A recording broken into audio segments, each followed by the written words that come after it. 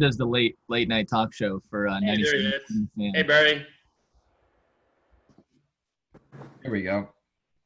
Hey guys, how are you? Good. Wow. Good. Good morning. Good morning. I got all washed out here for some reason. There we go. It's a little better. All right. Let's go, Mike. Good, Barry. How you doing? I'm good. Good to see you. Guys, I only have about a half an hour today, okay? All right. Well, we're just trying to fire through this with you then, Barry. Appreciate your time. Real quick, I'm just going to do some really quick introductions, just so everyone knows, who's on this webinar today. First off, local Ohio guests. We've got Tony Butler from Equitable Mortgage, Jason Harris from Guaranteed Rate, Michael Isaacs, Fairway Mortgage, and Chris Rines, USA. And then, of course, Barry Habib, MBS Highway. My name is Jason Perkins, along with my business partner, Miles Miller from Bonzo. So thank you guys, first off, for being here. Super excited. We've got a lot to cover. But, over the next, 30 minutes that we have with you, Barry, and the next hour through this webinar, we're going to be talking a lot through forbearance, how this pandemic is affecting housing products rates, but also talking opportunities. So, just to kick this off, Barry, I'm going to throw this question over to you. I know this is a very loaded question, but if you could just give us a high level, how would you describe the state of the mortgage industry today as of April 30th? Well, the state of the mortgage industry is one where we have, we're kind of walking through a minefield. And the good news about that is on the other side of this minefield is a great place to be because interest rates will be much lower for a very long period of time. And the reason for that is all the debt that we have put on our country to get through this crisis creates a drag on economic activity, which pressures rates lower. We know that from history, that if you look at charts at any time in history, any place in the world, as government debt rises, interest rates have to fall because you reduce what's called the velocity of money. Think about it this way. If you have a family that they've got a gazillion bills and charges and credit card debt, they don't have a lot of disposable income or discretionary income that they can now create economic activity with. When governments have that, it makes it very difficult to do stimulative activity. In addition to that, there certainly will be no upside pressure from the Fed. There will be no inflationary pressure. So those are the things that would drive interest rates higher. During the last financial crisis, Fed kept rates at 0 for 7 years. Whether we keep it at 0 for 7 years or not, I'm not sure, but we could assume for a long time. When you take a look at the amount of mortgages that are available, there's $11 trillion in loans. Our math tells us that there are approximately 5 to 6 trillion eligible to be refinanced because of a financial benefit. So when you think about in 2020, a very busy year, there's going to be 1.3 trillion in refinances. State of the mortgage market in the future is incredibly strong from a refinance perspective because you got there's no way you could do all that volume. People in the mortgage business will be only limited by how much money they want to make in hours in the day. It won't be because of lack of business. So I think people in the mortgage industry who are focused on what I believe are concerns, but I think that we need to really put our focus on doing business. Those concerns are, I've got overlays, products are going away, my rate's a little bit higher. All of these concerns, if you're focused on that, you're missing the big picture in that there is a incredible opportunity of transactions you can do. So instead of focusing on what has become more of an inconvenience or a heartburn, just do the things that will create enormous amounts of business right now because the universe is yours. On the purchase side, very, very difficult activity right now because, how can you show a condo? It's very hard to do so. Even letting people in a single family home or going into a single family home presents hesitancy. And then getting a mortgage, because products are a little bit more restrictive right now, purchasing a home isn't as easy to get a mortgage. It's also some place where people are getting more cold feet. It's another thing to think about, did I lose my job? And right now, our calculations right now, MBS Highway is calculated that the unemployment rate as we speak today, right now, is 17.1%. That's where we are. It's a lot of math I have. I did it in our update this morning. I took everybody behind the curtain to show people. But because of that elevated rate of unemployment, you're seeing home buying slow down. And I think this creates, if you can buy a home, an incredible opportunity because there's going to be so much pent up demand. There's much more demand than supply that will come back. We think next year after Q1, we'll start to see things really improve once there's a vaccine out there. So the state of the mortgage industry in a very long answer is we've got a treacherous path that's going to be inconvenient and have a lot more heartburn. But on the other side of it is an incredible purchase and refinance market that is beyond what anyone in our industry, since the inception of our industry, has ever experienced. So the best times in the history of the mortgage industry lie on the other side of this virus. Yeah, that's great. And Barry, do you see any consequences of new debt being entered into the economy from, the stimulus, from unemployment? How do you see that affecting the economy, and especially as with regard to real estate as we move forward? Enormous drag on the economy because the amount of debt that we're going to be looking at is just, boggles the mind to think about 30 trillion in debt and 10 trillion on the Fed's balance sheet. So what we haven't done is we haven't done money printing. The Bank of England, troubling, but 3 weeks ago they did a bit of money printing. In the US, while we're creating additional dollars, there is a opposite ledger entry that's for debt. So it's owed. Now that debt has to be paid. When you incur debt, just like when you buy something on a credit card, you're taking a future purchase and you're bringing it forward. So the government is stealing from future economic activity and trying to bring it forward to today. This will create a very long drag and a lot of dollars owed for ourselves, for our children, and for our grandchildren. So this just means we're going to be in a slower growth phase for a long time, a low interest rate environment for a long time, which for people like us in the mortgage and real estate industry is very beneficial. But for the overall economy, I think you can expect slow growth, and you will not see a 3.5% rate of unemployment. Anybody who's saying a V-shaped recovery just isn't contemplating the overall situation that we're in. I think it's naive to think of a V-shaped recovery. I think that we will get a recovery. It'll be a long time before we see a 3.5% unemployment rate. I think that the unemployment rate, even when we get to the other side of this, will probably be in the 6 and the 7 range. We'll be fine. It's about the 50-year average for the United States, around 6%. So we'll be in good shape. Housing will be great. The economy will be okay, but it will not grow very quickly. You got to remember where we were before this. I know everybody says, oh, the economy was great. It wasn't. That's a fallacy. You can't go by the stock market. Stock market was financially engineered because corporations, instead of putting money into economic activity, was doing stock buybacks. So the stock market is a good indicator of the stock market. It's not a good indicator of the economy. It's a fool's game. But with regards to the economic activity, if you look at corporate earnings were down. You don't go by price per share, you look at overall earnings, because price per share is manipulated by buying back your shares. Overall earnings were down.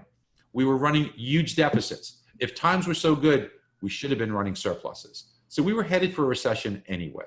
The economy was eking out with all kinds of financial stimulus and 0% rates, 2% GDP. So we're going to be in a slow growth period in the economy for a long time. Bodes very good for interest rates, bodes good for housing. Housing because of more demand than supply.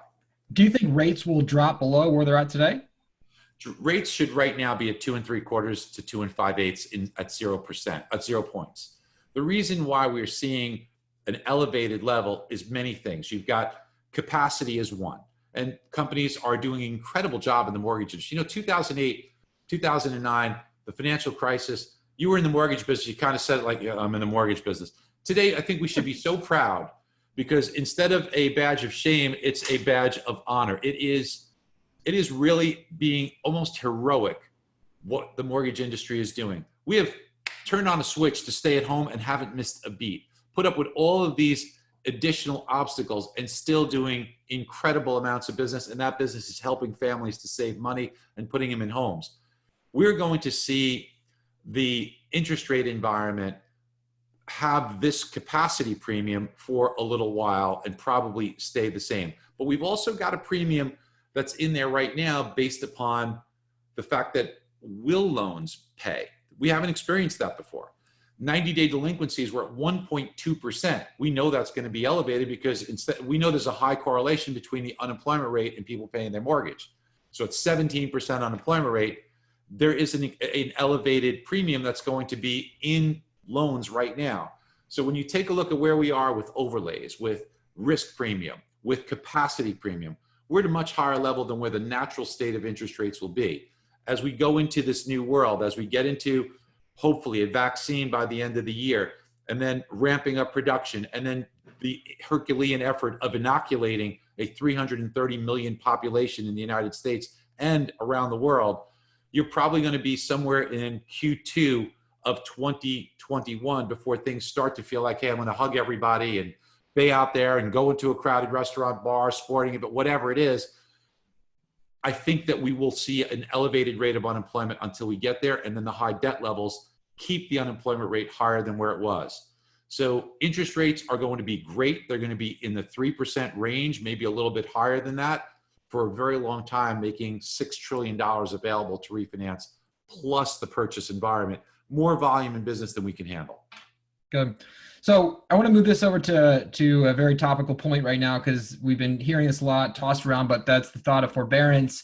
I want to get your thoughts on it and everybody else on this panel. But, first off, just off the top, should real estate professionals be promoting forbearance options when they're talking with clients? So let's be clear on forbearance. So forbearance, we all know by now it's not forgiveness. And we all know that really it should be for those who really need it. It's actually a good thing. If people need it, then what you'd be looking at is you'd be looking at those poor individuals don't have to rush to sell their home. They don't have to go through foreclosure, which helps the housing market. It's healthy for all of us. It's a big expense. It's a difficult thing. I wish that the FHFA, who controls Fannie and Freddie, would have responded the way HUD, who controls FHA, VA, has responded, with contemplating this all the way through so it's not a problem.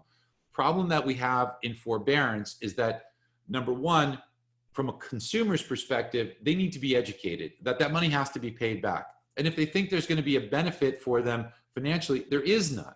But if they say, okay, well, I still get my money, but there's no downside, there is a downside, because it will show up on your credit as forbearance. And while your credit score can't be diminished, the lender doesn't have to give you a loan. They'll see forbearance on there and they're going to push back. So Alyssa, please call extension 295. Alyssa, 295.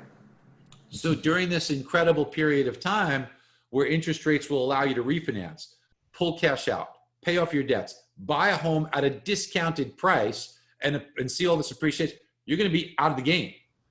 And you still have to pay that money back.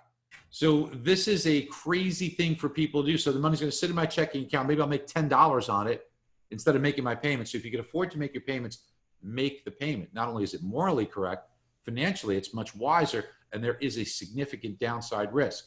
I know that people say, well, I don't have to pay it in a lump sum. That's true, but you do have to pay it back. Yeah. So what are you seeing? And again, this could be from the local level too here in Ohio, but what happens to the bank or the loan officer if a new loan goes into forbearance?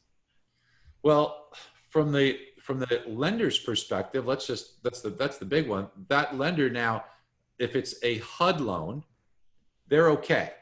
Because remember, by the way, the only loans that can be qualified for forbearance are a loan that's backed by the government so it's FHA, VA, Fannie, Freddie. Those are the only ones that can be a forbearance loan.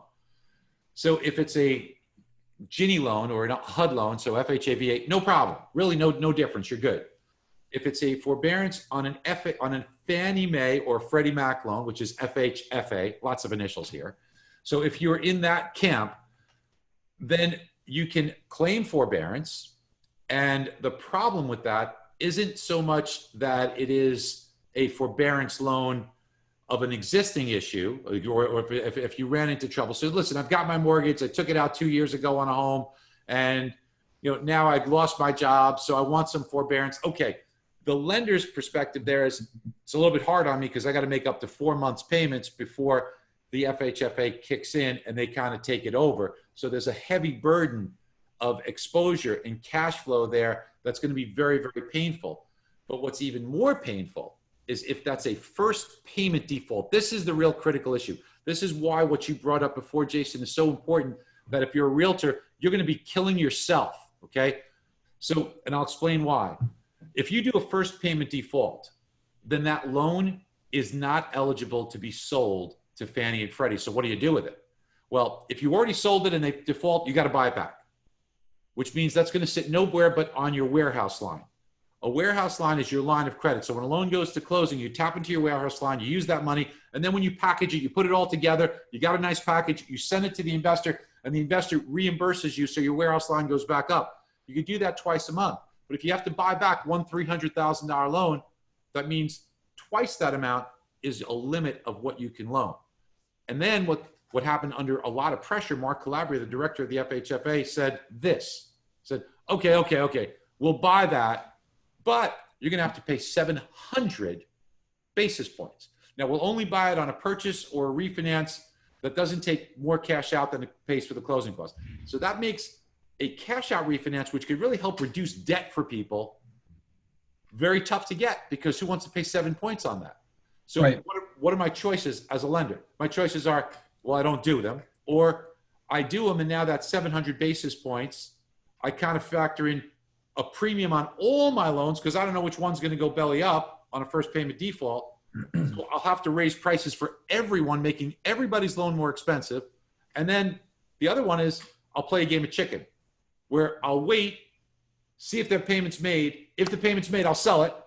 If it's not made, now it doesn't qualify for forbearance because it's not technically a government loan yet. So now I have the sword of Damocles that I hold over that client and I say, I'm going to destroy your credit and I'm going to start foreclosure unless you make that payment. That's not good for anybody. But this is what Mark Calabria has put us in a position of contemplating. So it's extraordinarily damaging. And you only make it worse. If you're a realtor and you're listening to this, think about it this way. You stand to make a 6% commission on the home. If that customer, imagine being in this position. If that customer didn't make the first payment, then not only would you lose your 6% commission, you'd have to buy the home for the customer and give it to the customer. That's exactly the same thing, because mortgage companies, they'll make about 60 basis points on a loan. That's 0.6%. You guys make 6%, mortgage companies make 1/10 of that, 60 basis points on a loan. That's the most recent data. So that means on a $300,000 mortgage, they'd make $1,800. But if that loan went belly up on the first payment default, they'd have to pay $21,000. So to make $1,600, I'm risking $21,000. Loans aren't going to get made. And that means if loans can't get made, real estate values drop. So the person who's going to make 20 bucks in their checking account, who has the money, by not making that mortgage payment because the realtor told them not to, they just lost $10, $20, $30, $40,000 of value on their home, and they're paying a premium in their interest rate of 0.5%. Who wins in that? So no one should be using forbearance unless you absolutely need it, so it becomes more manageable. You mentioned something earlier, Barry, about, cash out refis. And I don't know if you saw, but a big non-bank lender, earlier today sent a notice to its wholesale and correspondent partners that it's tacking on 500 basis points to the LLPA on all cash out refinance transactions that have not been locked. So, and this non-bank said it felt compelled to add that LLPA in response to the FHFA announcement specifying the cash out refinance loans in forbearance are not eligible for purchase by Fannie and Freddie. Do you see this as a short-term end to cash out refis? I think that that's an overly aggressive stance, because I think that what they're trying to do is they're trying to protect themselves from what I just described. A more appropriate response were to say, okay, if I think that, let's say 1 in 10 are going to have this issue, because not everyone's going to go belly up into a first payment, then maybe what I'll do is I'll just charge 50 basis points instead of 500 basis points on one specific type, 50 basis points across the board, and handicap it that way. So you charge a little more on all the loans that don't go into first payment forbearance to make up for the ones that do. And I think that you become more competitive then. Now, look, this is our calculation on this that I think makes sense. I think there's a lot of smart people out there that over time they'll get it and they'll say, wait a minute, that might have been a quick to judge move. Let's think about this. And if they were to listen to what we just talked about here, they probably would say, that's probably a more common sense approach. But they're balancing this out. They want to be competitive. So maybe that extra 0.5 point on all the loans makes them less competitive. So they've got to make a decision here as to what approach to take. That's why I said when we started, this is a minefield that we're walking through. The destination is great, which is why this is a game of survive. You don't run through a minefield in your bathing suit blindfolded, okay? You go through this with a suit of armor, stepping very carefully. And that's what every lender has to do. And the job of a realtor or a consumer watching this to help us get to that great place for all of us is to not abuse the forbearance approach. Yeah, absolutely. So Barry, as we kind of like move into more information about what's happening, with regard to the pandemic and the economy. Is there a silver lining in all of this? Where are there opportunities out there? And if there are opportunities, when and where? So in any period of chaos, you have the greatest amount of opportunities, and this is no different. So right now, to the extent you can do them, and a lot of people still are doing them at reasonable prices, cash out refinance is an amazing opportunity right now. Because when you take a look at our housing, if you take a look at households, there's 128 million households, of which 90 million are owned, 38 million are rented. Of the ones that are owned, what you're going to see is that 40% of those are owned free and clear. So just think about that. That's pretty amazing. 40% of those are owned free and clear. So there's about 50 million households, a little more than 50 million, that have a mortgage. Of the roughly 50 million that have a mortgage, the average loan to value, get this, is a 53. There's $177,000 average of cash equity in homes today, which means you could pull that out. And when you think about the average car loan, it's $32,000. When you think about the average credit card debt, it's $24,000. When you think about being able to pull that money out, pay this off, instead of waiting for the government to give you a handout one time of $1,200, you could save $2,000 every single month. And then if you accelerate your payments and show your customer that once this is all over, accelerate your payments, you can now save them 12, 13, 14 years worth of payments on their mortgage without ever changing their overall payment they're making now. So you can make somebody $200,000, $300,000, $400,000, and it really doesn't matter what rate you're in or what rate you go to, because you can do this. You can take somebody from 3.5% and put them in 5%, for example, and on a $400,000 loan, put them in a position where they're going to make an extra, or have an extra $300,000 and have their mortgage paid off in 14 years. Save them all that time, save them 12 years worth of payments. And even in just 5 years, the benefit would be $71,000. So this is something that mortgage professionals need to work on as a great way to help our country and as a great opportunity. The other opportunity to speak of is real estate. You have people in apartments right now that want to get out. They know buying a home is the way to go. So from a suburban standpoint, it's going to be explosive. You're going to see commercial take a hit because we're all doing stuff like this. People are just as efficient at home. So commercial real estate drops, suburban real estate explodes, apartment living is going to suffer. So that's another opportunity to contemplate. And finally, the best opportunity is in yourself. I mean, Jason, take a look at what you're doing right now. You're putting together something as a leader in our industry, and you're taking advantage of the greatest period in mankind to have a captive audience, because our audience is literally captive. There's a shutdown, you've got to stay at home. So you can go on social media, you can do exactly what you're doing, you could do Zoom or other platforms that are out there and give people the information that they are thirsting for right now. There is such a lack of leadership and information. So when people like you put this on, and the team that you've put on here that come on and help others understand it, if you're listening to this, what I would say for you to do is don't just consume the data and the information. What you need to do is take notes, understand it, and then talk about it. Because you learn not by learning, you learn by teaching. So when you talk about it with others, it will become more clear for you. Then what I want you to do is do what Jason, what this team is doing. You use social media and you put out a 1-minute little clip to your social media on LinkedIn, on Facebook, on Instagram, whatever you want to do. And you put out information that people are starving for. Don't do it for an hour. Start off with a 1 minute, one bit of what you learned today, and you will build a following. That's the biggest opportunity you have right now as a leader, because that will transcend this, and then you'll have so much more exposure and followers. You will become a local celebrity. That's great, Barry. Hey guys, Tony, Jason, Michael, Chris, we're going to converse after Barry has to jump off, but what questions do you guys have for Barry and his kind of final moments here on the webinar? I don't like the sound of the final moments. So Barry, hey, it's Mike Isaacs. How are you? Hey, my friend. It's great to see you, Mike. Good to see you as well. So 1 year from now, where do you see the Dow? So as far as the stock market goes, I think that the stock market is overly bubbly right now. I'm surprised it's at these levels. I would not be surprised to see the Dow flat to lower than where it is today. I just don't see the rebound being as robust. But a year from now is a little bit hard, since so much, Mike, depends on, we have 3 phases. We're locked down now, we go to unlockdown. Unlockdown will be an improvement, but we're still not going to be there. It really depends on when we get a vaccine, how quickly we ramp up production, and how quickly we can inoculate enough population to reduce the R0 factor. So an R0 factor is how many people an infected person can infect. And right now it's believed that COVID-19 infects about 3.1. The flu is typically 2. So if you get to, that means you need herd immunity somewhere in the neighborhood of 200 to 250 million people in the United States out of the 330 million people that are there.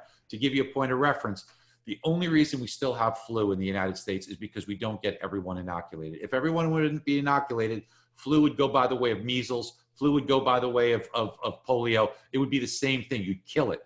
But it mutates because 2/3 of our population don't get inoculated. There's 110 million doses of flu vaccine given, which inoculates that portion of the population. But because 2/3 still don't get inoculated, you have flu. If you would apply more people getting inoculated by COVID, and you could do that in the first quarter, it's a Herculean effort, then the economy really starts to come back on all cylinders in the second and third quarter. It'll be different. It'll be a little bit bumpy, but I think 2021 will show a lot of improvement. And then that's when you'll start to see the stock market reflective of a much stronger economy. But there's going to be that big drag from all the debt that's going to continue to hinder growth. So I think that we should temper our expectations. And when you look at one other factor, Mike, that's really important, it's the price to earnings ratio. Before we started this, it was a nosebleed 21 price to earnings. And that's with all the financial engineering that's there. What we do know is this: when you have an elevated price to earnings ratio in that range, the next 10 years returns are very compromised. They would range between 3 and 4% average for the next 10 years returns in the stock market. So could the stock market be a little higher? Potentially, but I think that we should anticipate slower rates of growth. Believe it or not, I think the real benefit is going to be in the bond market. And the bond market is a great place to be, because I think as low as rates are, they can be cut in half to 3/4 on a percentage basis of where they are now, because they will be pushed lower due to the amounts of debt that are there. They're going to be pushed against zero for a long period of time. Hey, Barry, Tony Butler here. We've seen a big, pullback in guidelines for the first-time buyers on FHA loans, and I know that's really top of mind for a lot of realtors. When do you think we'll start seeing some of that relaxing? Is it going to just be with unemployment, Q1? What do you think? Tony, you're 100% right, brother. It's a great question, and you nailed it. It really, that's why so much depends on the virus, because you make the virus calm down, more people go back to work. More people go back to work, more people can pay their mortgage and generate economic activity. Once all that starts to take place, then you have two factors at play in any business. You have fear and greed. And before this all started, greed was very high, fear was very low. In fact, CNN does a poll. On January 3rd, their fear-greed index was 97, the highest ever registered. On January 3rd, that went from 97 to 9, which means 9% were greedy from 97 in just a span of a few weeks. So when you take a look right now, we're in a mode where fear is dominant, greed is not. As we start to feel better about the virus, as we start to feel better about employment, fear subsides, greed takes over, and that's when people say, how can I do more business? How can I get more aggressive? I feel good about real estate values. I feel good about jobs. I feel good about people paying. So believe me, Tony, that's when you're going to start to see it. But we just got to get through this turbulent minefield to get there. Barry, this is Chris Rines, USA Mortgage. Hey, buddy. Quick question. A lot of us on this call went through the housing crisis, 2008, made it through, we're here. But there's a lot of people on this call that can only be told what happened in the housing crisis. And there's a lot of fear going on out there. What would you say to the realtors, loan officers, other people in our industry that did not go through the housing crisis? What makes this different? What similarities and what differences? And you did address why we should all be very thankful we're in this business, because it's going to be really good for a long time. But how would you compare what happened in 2008 to what's happening now? Everything about this is different. This is more acute. This is a forced shutdown. That was a shutdown to the housing market that occurred because the market didn't make sense because over-aggressive lending. When you had 100% loans, nothing down, no skin in the game. When you're taking credit scores down to 580, no income, no asset, no money, no job, it was a house of cards. the rate of home ownership was almost 70%. Today it's 64. That means there's a lot more renters that could buy, whereas before there were more renters out there. When you take a look at what the metrics were, for example, the price of a home as compared to replacement cost. Today it's 1.59 times, in line with the 40-year historical average. When you looked at what it was in 2008, it was 2.2 times. So it was much more expensive, the price of a home, compared to the replacement cost of the home. The one I really like is the price to rent metrics. Today, it is 17 times, meaning if you took your monthly rent for a year, it's 12 times that, right? Now you have an annual rent. Take the annual rent times 17, that's the average price of the home.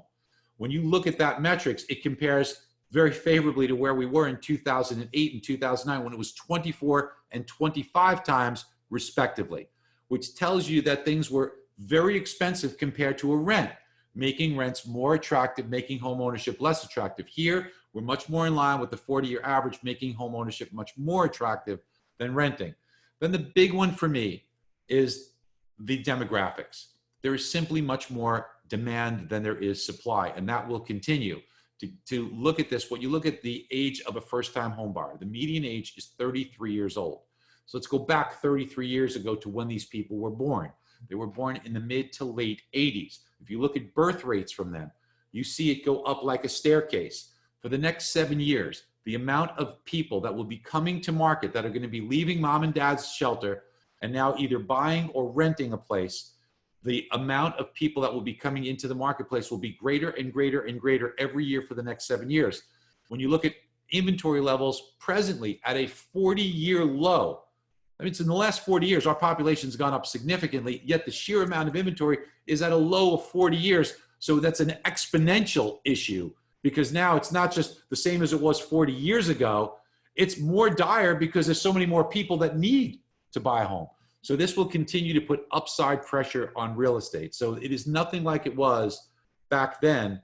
We just have to get through this interim period of time to get to a great opportunity in housing, which will make people very, very wealthy who purchase a home during this period. Yeah. Great. Excellent. Cool. Well, Barry, I know that you have to jump off, but we are going to keep this local conversation going. But Barry, thank you so much for your time. Where can they, anybody on the call, they can find more information about what you do and what MBS Highway is all about? Yeah, MBS Highway, you can just go to our site. We currently are discussing this kind of stuff every single day, but giving you a lot of tools to help people make that jump into home ownership, as well as evaluate the benefits of refinancing, knowing every single market real estate data down to the zip code, every kind of demographic, all the statistics that we have, these presentations, scripts to you for you to put on social media. We actually have a tool that lets you turn your computer or phone into a teleprompter so you could do these videos. And in addition to that, we have a debt consolidation tool, which is just making a difference in changing people's lives, both the originator and the customer. So those are really cool things to look at. Thanks a lot, guys. You guys are awesome. Thanks for all you guys are doing. Mike, thank you for inviting me. Thank you. And Mike, thank you for inviting me to this call. Thank you, guys. Bye, everyone. Thanks, Barry. Bye-bye. So first off, just throw it over to you guys. Anyone jump in? What are your immediate thoughts of what Barry kind of discussed today? I think he was right on with the question I had asked about the credit guidelines. You know, we're seeing everything kind of tighten right now because they're pricing in, 30% unemployment. Unfortunately, that's pricing out the first-time buyers. But as we see this thing get in the rearview mirror, I agree. I think the future looks bright. We've got a good future. We just got to get through this minefield. Yeah, and the talk about the upcoming imbalance with supply and demand,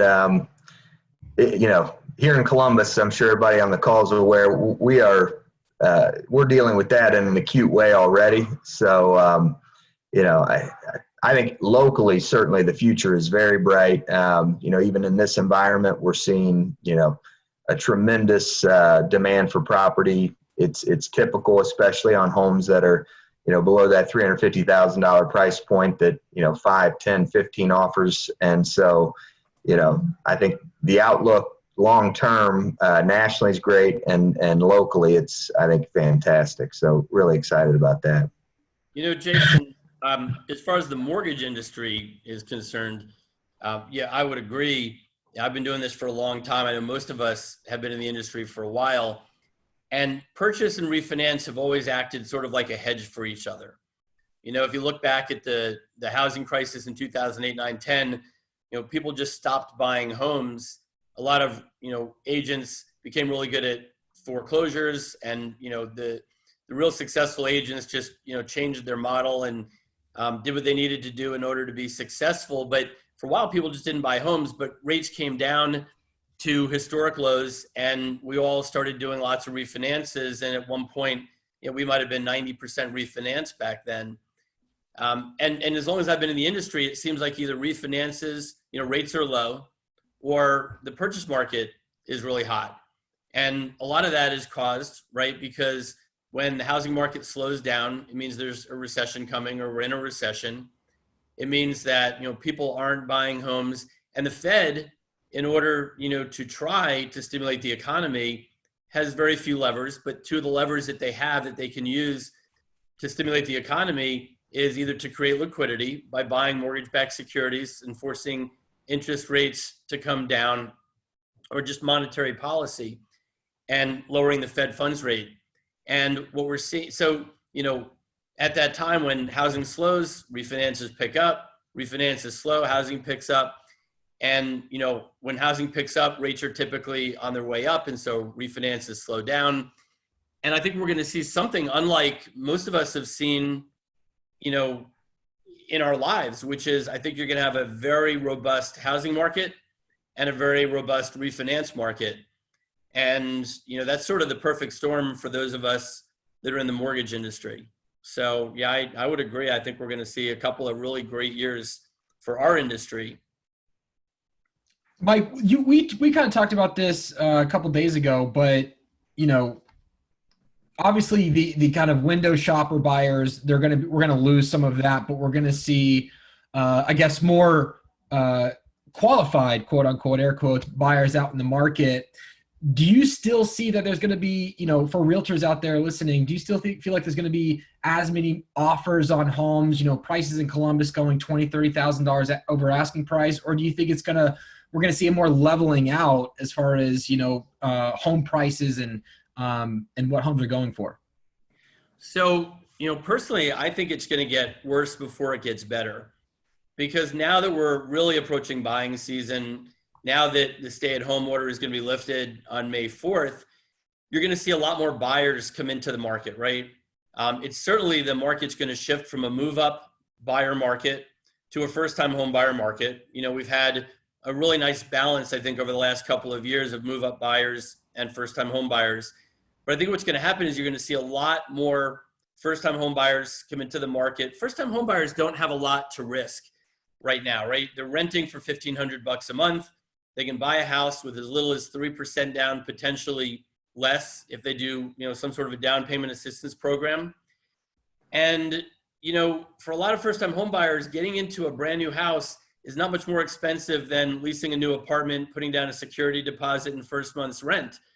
And potentially there's less risk, because they may go from a rent payment of $1,500 a month that potentially will increase over time as landlords increase rents due to capacity, supply, and demand. And they can get into a mortgage where they know their payment is fixed for 30 years. So in my opinion, you're going to see a lot of first-time home buyers come into the market now that it's May, now that the stay-at-home, the shelter order is lifted. But I don't think we're going to see a lot more inventory, because inventory comes from builders and it comes from a lot of the move-up buyers. And if you're a move-up buyer, right, there's still a lot of uncertainty. If I'm living in a $300,000 house in a good school district, and I'm thinking about buying my forever $600,000 house, I'm probably thinking maybe it'd be a good idea to sit on the sideline for one more year, wait to see what happens. I'm in a house, I'm in a good school district, I don't have to move. But for all the people that are living in apartments that are forming families, right, all of this family creation where, I just got engaged, I just got married, I just had a kid, I really have to get out of my apartment, I have to get into a house. And again, there's not much risk of going from an apartment to a house. It's a, $180,000 to $350,000, that perfect, area for first-time home buyers. So I'm a little concerned about the inventory problem getting worse before it gets better. If I'm a real estate agent today, certainly in our market in Central Ohio, I'm definitely shifting a little bit from focusing on move-up buyers to focusing on first-time home buyers. And that can be really challenging for some real estate agents that have really relied on their sphere, past clients, friends, family, neighbors, relatives, because a lot of those, or most of those, are the move-up buyers. And the first-time home buyers are the ones going online, looking for an agent, looking for a lender, where they haven't bought a home before. They may not have a relationship with a lender or with a real estate agent. So I think you're going to see more of the business coming from online buyers. And I think that if you're a real estate agent, I think you really have to give serious consideration about finding a way to add that leg of the stool or that line in the water, which is trying to figure out how to develop more leads online for people that are going to look for their first home. Yeah, that's good. Jason, do you see any, because you kind of talked about this as well. Jason, do you see the restrictions getting tighter or loosening up? And is this short-term or long-term? What are you seeing on your end, Jason? Yeah, I would anticipate that most of the big changes have come through related to the rapid increase in unemployment that we've seen. I do think as far as agency loans, I don't expect a great deal of additional change. I think it'll be interesting to see how most folks in terms of changing their guidelines, if they're going to get the loan quality that they're looking for with FHA and VA. As Barry mentioned, there have been some steps taken by HUD, by Ginnie Mae to provide some security, some stability with those loans. So I'm hopeful that there are not too much in the way of additional changes with kind of those government-backed loans. I think that the jumbo market is one that will take some time to return. When you think about a lot of the major players in jumbo, large depository banks that have really reeled in guidelines or really exited the space entirely, I don't know that there'll be a great deal of incentive for them to jump back in the short term. And so I think the biggest impacts will be, at the higher end of the price range. As Mike said, first-time home buyers are just a huge swath of the market, even so far this season. That will continue. I think that the jumbo space, those $700,000, $800,000, $900,000 properties, those are the ones that could potentially be impacted by, the more rigid lending guidelines that we're experiencing right now. So this is a question from actually somebody attending the webinar, and anyone feel free to answer it. So is anyone worried about any liquidity crisis with any of the companies that service mortgages due to forbearance issues? Mm-hmm.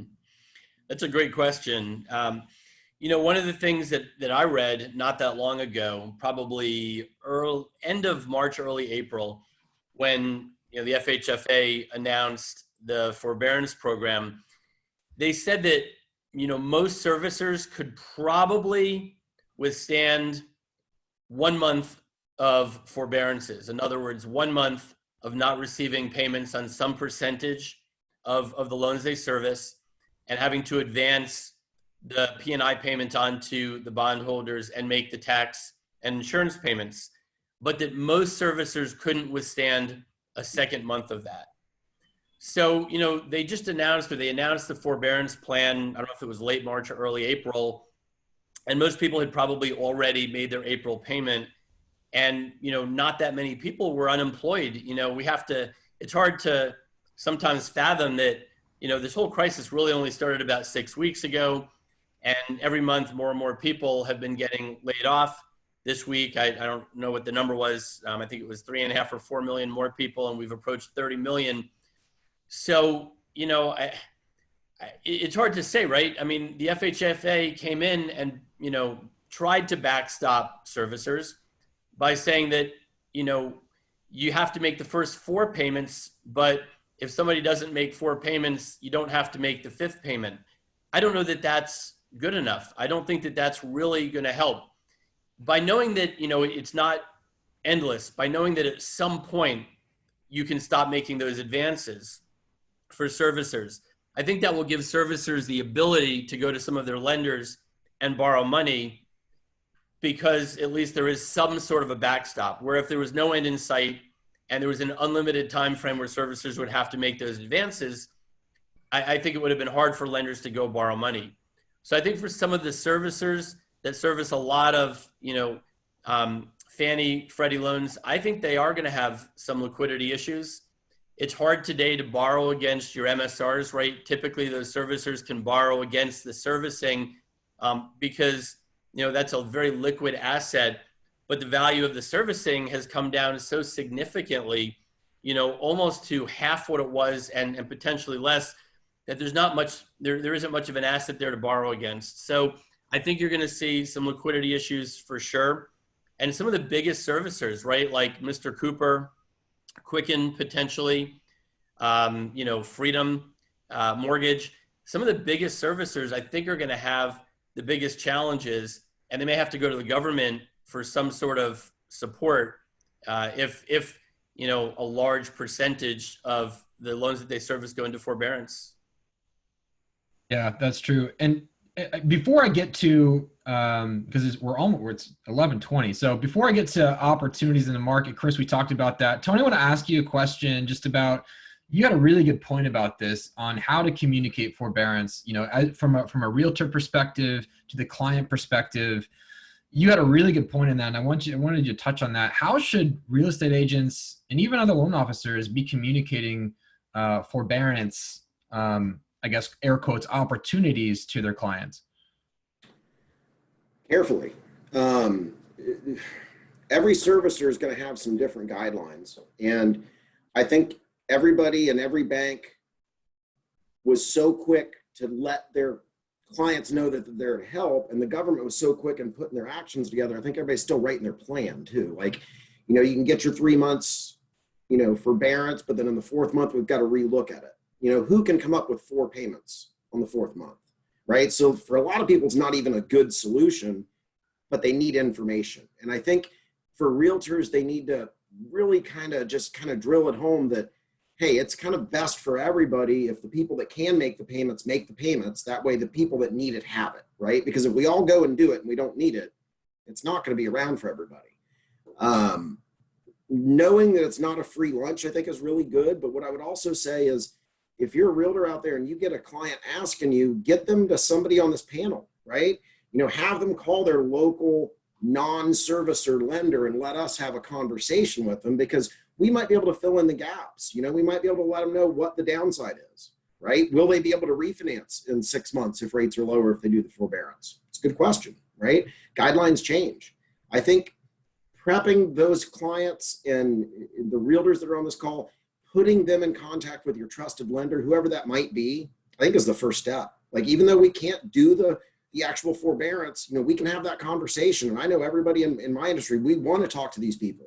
We want to stop them from making a mistake if we can. But if they do need it, we need to try to help them get what they need so they can feed their families too. It's a tough situation. Yeah. And Tony, I'll tell you the one thing, you mentioned about, affecting their ability to refinance. I think that is the biggest message that I'm sharing with, agents and really even customers that have reached out that, maybe viewing it more as an opportunity. I don't think there have been clear guidance, set forth by any of the agencies about how this will be looked at in 6 or 12 or 24 months. And, I know it does not impact the credit score, but it certainly does indicate on the report that a loan has gone into forbearance. And, to me, that's just a clear, it's a clear risk signal. There's some way that risk will have to be considered in the future. And so I think for most folks, forbearance will, provide a lifeline during a very difficult time. But if you don't need it, I would be also very surprised if we don't see it impact their ability to, whether it be to refinance or to buy a home in the future. I think it's something that you got to give, take very seriously if you were to look into that. I agree. One other thing is that forbearance shows up on your mortgage payoff. So if you're a move up buyer or if you're doing a refinance, it might not show up on the credit report, but 2 days before closing, it's going to show up. So if you're so let's say it's a move up buyer selling a $400,000 home, buying a $700,000 home. Well, if you're a jumbo loan, it's the golden rule. It's he who has the gold makes the rule. Those aren't Fannie Mae, Freddie Mac loans. They could price themselves out of their move up house too. Yep. So everybody's just got to take a pause and make the right decisions, right? There's no free lunch. Yep. That's great. That's great, Sonny. So real quick, before we jump into opportunity, we had another question just from one of our viewers here. So this is from Dana. He says, looks like commercial real estate will take a big hit. Most mortgage companies have found that they can be just as productive at home, which a lot of that data is coming out, and might not need as many offices. I know we're talking majority residential here, but what are your guys' thoughts on the commercial kind of real estate market with company plans moving forward to kind of move on to this at-home workspace? Jason, I'll speak for myself. I've managed people for the last 25 years. And, as much as I think I'm fairly progressive in the way that I manage, I will tell you that, in the past, I really felt like people had to work in the office. People had to work in front of me where I could see them in order to be productive. And I've learned a really good lesson through this experience. Our people are more productive, more efficient, doing better than they've ever done in the past today working from home. They don't have drive time or a commute to and from the office. They don't have to worry as much about childcare. They seem happier. Obviously, it's a different way of managing, and whether you have spend a little bit of time on reporting and dashboards and other things, not everybody has a perfect workspace at home, but many people do, and many people can be more efficient. There's something today that existed before this called a 360 office setup. And I was introduced to this about 6 months ago at a CBRE office in Nashville. I just happened to be in Nashville doing some business, went into this office space. And they had about 200 people that worked for the local CB Richard Ellis office. And they had about 60 cubes. So they had about a third of the cubes for the number of employees that actually worked out of the office. And they had every cube set up so that, you could take your laptop, plug in, and 2 monitors, would come up right away. Your phone would light up, and all the technology knew that it was you, and it was as if that was your permanent desk space. In addition to that, they had lots of common area, lots of huddle rooms, to create some privacy if you needed it. And they had a giant wall of beautiful, oversized lockers where anybody at the end of the day could put their laptop, their personal effects, their coat, whatever they wanted to leave there in that locker. And they allowed people to come and go, to work from home or work in the office. And, they found that about 30% of the people were there at any given time. They never ran out of space, but their footprint was, 30% of what it otherwise would have been. And I think that, is the reality of the future. I would not want to be in commercial real estate office space right now. I think they're really going to struggle. I know that this has changed the way I feel about working remotely. I know it'll change, the way I look at office space forever. And so I think it's been a real positive there. I'm proud of our team, proud of our people. They've done an incredible job. And, I don't know that that I would have ever changed my thinking unless I was forced into a situation like this. Yeah. Mike, if I could add 2 things to that. One, allowing employees to work from home is a benefit, right? Benefits are so expensive. Health, 401k, those are real, those cost real dollars. When you get an employee that can work from home and it makes them happy, that is a benefit that you can't really put a dollar amount on. Which is what I've learned through this too. The second thing is, for us locally here in Ohio, we're not limited now to the talent pool here in Ohio, right? If you've got people that are willing to or able to work from home and be highly efficient, you now have the entire country to recruit from, which is also a great opportunity for all of us and anyone else out there for that matter. That's a great point, Chris. And, we've coined the phrase in our recruiting department, everywhere and anywhere. because you're right. You know, you open up the entire country and the talent pool really changes. And I think this is going to be a permanent change in culture for our industry and many other industries as well. Hey, real quick, I know I don't want to mean to go backwards here, but there is a really good question from somebody, and I don't think it was answered today. And I think this is a question that realtors get a lot and loan officers are curious about. But if people use forbearance, how long will it be before we can basically refinance them or finance them, right? Will they need to catch up on that to make the 12 payments on time or whatever payments they missed? What does that look like? Do you guys have any idea yet? Yeah, I'll take from what I'm seeing right now, and please correct me if I'm wrong, because I think we're all learning this. Nobody's really had to look at these wholesale guidelines because it was a one-off. You might see a forbearance once every 3 years. But from what I'm seeing is the forbearance has to be totally paid back. You cannot pay that forbearance back with a new refinance. So if you've got an amount due on your payoff that comes back in on a refinance, you have to pay that off before we can do a new refinance. I've not seen any stipulations on duration of on-time payments. I bet that's coming. I bet you that'll be an update that we get 60 days from now. It's going to be very interesting. That there's really no formal guidelines right now. Catch it up. We can refinance you the next day. Tomorrow, I don't know what that looks like. Wow. Okay. All right. So as we close this out, guys, I want to talk about opportunity, silver lining. We talked about that a little bit with Barry, and he really shed some positive light on that. But Chris, we talked about this. What opportunities do you see for agents, loan officers, consumers out in the market, short-term and long-term, with regard to housing? Yeah, so, I mean, great question, right? There's a lot of fear that goes into these things initially, but having gone through 2008, back then I was a refi guy, like Mike said, right? But after that crisis, I learned to, become a purchase loan officer, and that's kind of how we build our business. Now, with that experience, a lot of us have both the purchase experience and refinance. So to the loan officers out there, use this opportunity, like Mike said.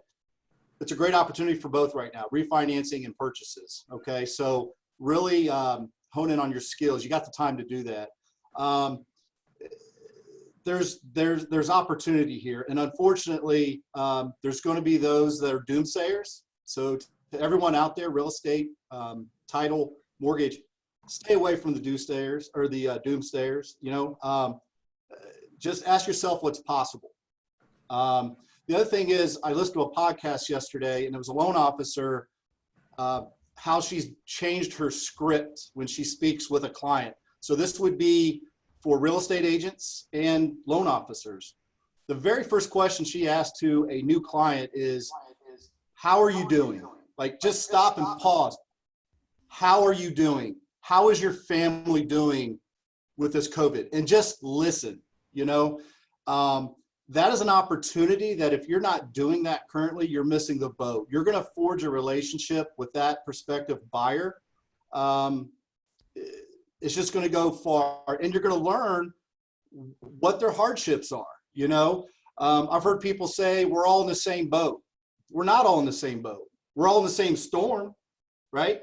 We're all dealing with COVID, but every household's different. Every mortgage company's different, right? Pick that up on Facebook today. So really get to know your client, really get to know your employees. Ask them, how are they doing? And help them through whatever it is they're going through, and you're going to shine. And that's the opportunity that we all have. But if you buy into the doomsday, it's just not going to work out for you. So I promise we all have a huge opportunity here. Cool. Final thoughts, anybody? I'm going to follow up on something he said, because Chris, I agree with you 100%, but it's the human level right now, right? It's not the marketing. Like, if you're spending money on postcards and you're a realtor right now, it's a waste, right? Go get some $5 and $10 Kroger gift cards and drop them off on the doorstep and text them, right? Drop off a bottle of wine. Go get some DIY projects that can keep the kids busy for a couple hours. Like, do something to forge that relationship. There's a question up here about divorces and if that's going to help listings. I bet it will. Let's hope not, but it probably will. It's a good maybe market some divorce attorneys right now. But I think more families are going to be formed from this too. But hit the human level. Don't buy clicks and do stuff that doesn't matter. Go and just check up on them. If you have a client that's a server or was it working in the restaurant industry, go give them a gift card to Kroger. Do something like that. That client will be yours for eternity.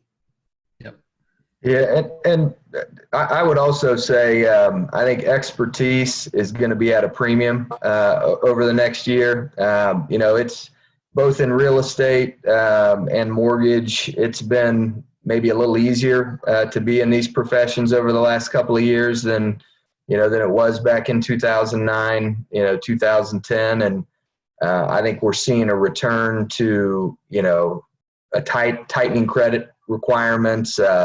Buyers that need more honest, accurate advice as they strategize on offers. And so I think, there will be an extreme premium on folks that are great at this business, whether that be mortgage or real estate. And I think, just again, a ton of opportunity for talented people to succeed over the next year or two. Great. Well, thank you guys so much for doing this. I think this is amazing. We have this recorded, so we'll get this recording out for everybody. Thanks for everybody who attended, jumped in. Thanks for your questions. And let's move forward with momentum, and we'll all get together soon. Yeah, thank you, Jason. Thanks, Miles. Everyone, Take care, guys. Bye, guys. Take care.